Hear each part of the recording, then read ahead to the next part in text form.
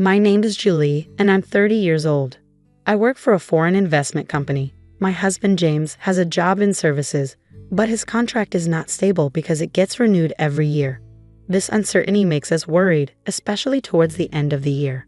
James' family values government jobs a lot because his parents used to work for the government, and his sister still does. They don't really respect my job in a private company. Since we got married, we've been living with his family, who always make me feel bad about working for foreigners. In investment firms, the main goal is to make money and pay employees. Some people believe that those who work in private companies couldn't get government jobs. And if you work for a foreign company, it's because you couldn't find a job in a local company. James grew up thinking this way because of his family. So even though his job isn't permanent, he sticks to it because it gives him a certain status and salary. Once, I asked James, who was feeling anxious about his job, if it's safer to have a permanent job in a regular company than being a temporary worker in a government job, especially towards the end of the fiscal year. He quickly replied, "If I'm not a civil servant, it's better not to work at all." It seems like my husband hasn't told his parents that he's working as a temporary government employee, so he keeps asking me to keep it a secret. Also, because of his British nature, he boasts about getting promoted. It's a lie I don't understand, but he wants to keep up appearances to his parents and sister. He doesn't show me his salary statement, but only a small amount is deposited into the account. I asked, "This is James, he's a section manager now. His salary must have increased, right? How much is it now?" My husband quickly replied with just 4 words, "You can earn so much these days." I know I earn a good amount, but I'm not sure how it compares to what a section chief civil servant makes. I work as a bond trader, and most of my salary comes from commissions. Lately, I've been making consistent profits, so compared to other employees in regular companies, I earn quite a bit. When my husband mentioned the amount of money, my mother-in-law looked impressed, but she couldn't compare it to what people earned in her time. "But it seems James is doing well," she said proudly. His sister, who works at the city office, overheard our conversation.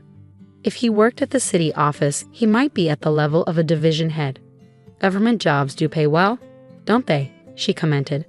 Seeing everyone's reactions, my husband looked even more uneasy. He seemed to regret bringing up my salary and swiftly changed the subject. "Let's not talk about salaries anymore. By the way, someone from the housing company visited recently. Are we considering renovations for this house?" He changed the topic. A sales rep from a housing company had indeed paid us a visit. Sensing my husband's train of thought, I decided to go along with the topic of home renovations. As for remodeling the kitchen, we were. But my mother-in-law cut me off abruptly, shouting, "Stay out of family matters. You're just a daughter-in-law. Keep quiet and do as you're told." She glared at me with a scared look. It seems like she's always unhappy with what I say and do. The main reason for her dissatisfaction seems to be that I'm not a government worker. She's particularly bothered by the fact that I manage my husband's salary and give him an allowance. My mother-in-law thinks my husband earns a lot, and she believes I control all of his money. But in reality, most of his salary goes towards his personal expenses, and our living costs are mostly covered by what I earn. As for my sister-in-law, she doesn't contribute anything to our expenses. You're taking money from an elderly couple who only have their pension. James earns a lot, so you're not struggling, right? She says, without any intention of helping out.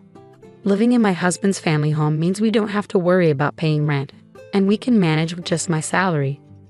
But the atmosphere at home is undeniably tense.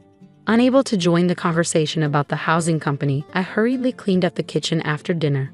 Neither my mother-in-law nor sister-in-law offered to help with the housework. After finishing my job, I rushed back home to cook, clean, and do laundry without a break. One good thing about working for a foreign company is that I don't have to work overtime as long as I do my job well. Being able to leave work on time is a relief.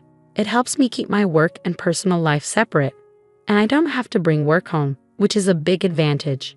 On his days off, my husband works on his computer at home. I worry if it's okay for him to bring work home and do it there.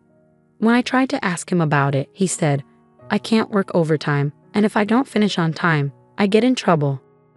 Don't worry about it, it's not your concern. Ironically, I was the one being scolded. Lately, my husband has been in a bad mood, and he gets angry as soon as I try to talk to him. He even yelled at me when I asked about the housing issue. It's none of your business. Didn't Mom tell you that already? Just follow the rules. That's all you need to do. Despite taking care of the household chores and finances in his home, I'm unhappy with my husband's attitude of keeping me in the dark. One day, someone from a home building company came to my in-laws' house with a computer. Everyone except me started discussing floor plans and looked at housing designs on the computer. When I tried to see what they were doing while having tea, she yelled at me, "You don't need to see this. Go away." I was surprised to learn that they were planning to build a new house instead of renovating the current one. My father-in-law had mentioned expanding the house because it was getting cramped. It seems that's what they're actually planning. My in-laws, who retired from their government jobs, have a lump sum of retirement money. I guess they intend to use that money to build a new house. And since I moved in, they've been living on their pension without paying any living expenses, so they should have plenty of money. I decided to distance myself from the situation. What worries me is whether my sister-in-law plans to live in the new house too. She's 28 years old and could get married, but there's been no talk of that, so I assume she'll be living in the new house. I dislike her as much as I do my mother-in-law because she never helps with any chores and is always complaining. I wish she would get married soon, but my father-in-law told the home builder, my daughter and her husband, my son, and us, "Can we add another room? I want a house where all three households can live together." It was surprising to hear that my sister-in-law's husband might also live with us. But what's more surprising is that it's not about my son's family, but just my son. I was shocked that I wasn't included. The house they're planning to build is supposed to be quite big, but even so, the current site won't fit three households comfortably. Since my in-laws and sister-in-law are the ones building the house, I can't say anything, but I think keeping it clean will be a challenge. The man went out to see the model room and the construction site later. "You stay out of this, it's none of your business," my mother-in-law said spitefully. She probably expected me to argue back. She gave me a disapproving look when I didn't. It seems like the housing construction is moving forward. I'm not being told anything, but my in-laws and sister-in-law are getting ready for the move. Seeing my husband not doing anything, I asked, "Aren't you going to help with the move?" "Why should I? Aren't you the one handling it?" My husband got angry when he heard me speaking as if it were someone else's responsibility. I'm confused why he's getting mad when I don't even know when or where we're moving. Later on, whenever I had time, I started preparing for the move, but I packed our belongings separately. I was tired of my mother-in-law's attitude, and I was also feeling suspicious about my husband because of the new house. "When are we moving?" I asked my husband to confirm. "Just get ready, you don't need to know." "That's it," he replied. From conversations during meals, I gathered that the move was probably happening soon. But strangely, they're not telling me anything. Do they see me just as a housemate? I only found out about the move when the movers arrived. As I rushed, we started cleaning up the breakfast dishes. "Leave them, we'll buy new ones." "By the way, do you plan to move into the new house with us?" my mother-in-law asked. In that moment, I realized they were purposely excluding me from discussions of the new house's layout, and keeping me in the dark about the moving day was all part of their plan to kick me out of my in-laws' house. My husband, standing behind my mother-in-law and laughing, didn't say anything. He probably agrees with them. I had packed my things separately from my husband because I had a feeling this would happen. Now I'm being faced with hatred. From now on, only the family will live here. "Do as you wish," my mother-in-law said, looking displeased. My sister-in-law, looking worried, probably thought I begged to come with them while crying. Not happy with my reaction, my mother-in-law snapped, "Anyone who relies on someone else's earnings should leave now. James will build the new house and pay off the loan with his salary. We don't need a freeloader," she yelled angrily. I was actually the one planning to leave. When I heard about the mortgage repayment coming from my husband's salary, I had to hold back my laughter. It seemed my husband hadn't been informed by his mother about this plan. He looked surprised but realized he couldn't contradict his angry mother, so he just remained silent. It seemed his parents believed they wouldn't need to use their retirement money, and instead their son would pay off the loan and build a new house. I found it intriguing how they planned to handle the loan repayment, so I informed them with a smile, "Got it. I've decided to proceed with divorcing James." So I told them, "You all go ahead and move to the new house." My mother-in-law didn't like my reaction and started shouting, but my father-in-law and sister-in-law pulled her away, and they left the house. To my husband, who stayed behind, I said, "We'll bring the divorce papers later, so please give me your new address. I'm sure it's a splendid house. Since I haven't been informed at all, I'd like to see it." Reluctantly, my husband gave me the address. Since I didn't have many belongings, a friend helped me move them. Then, I changed all the public utility bills for my in-laws' house to my husband's name. I went back to my parents' house for the time being, and once I was settled, I went to the address my husband gave me to get his signature on the divorce papers. The new house where my husband and his family moved was indeed impressive. It was a grand 3-family home. As soon as my mother-in-law spotted me, she hurried over and yelled, "What are you doing here?" Ignoring her outburst, I asked my husband to sign the divorce papers.